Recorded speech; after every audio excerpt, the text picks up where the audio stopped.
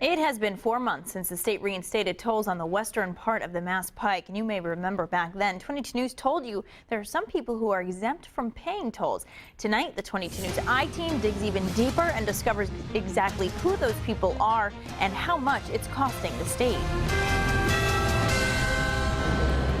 By now, Western Massachusetts drivers have learned how much the new tolls on the MassPike impacts their wallet. It's just one more thing I have to take into consideration before I go somewhere. The state brought the tolls back in October as a way to raise money for road projects.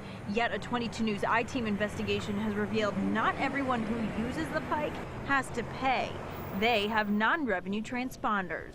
Through the Freedom of Information Act, the 22 News I-team received this list of the nearly 5,000 people in the state who don't have to pay the tolls.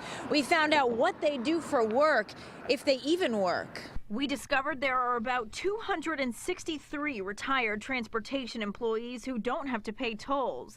Another 400 active employees are grandfathered into the privilege because they used to work for the Mass Turnpike Authority.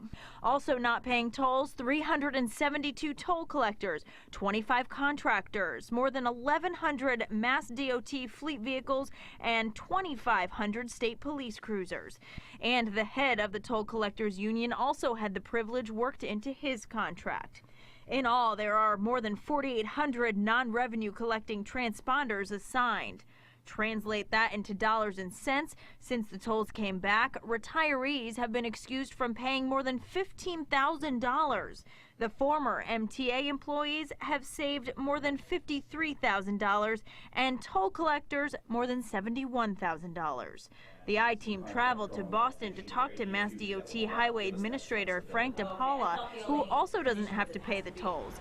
He explained they'd have to reimburse their workers for the cost of tolls while on the job anyway. If we ended up tolling them, we would end up tolling ourselves, or like the state police, so we would actually end up taking money out of one account and put it into another account. It really wouldn't make any sense because it's all part of our overall budget.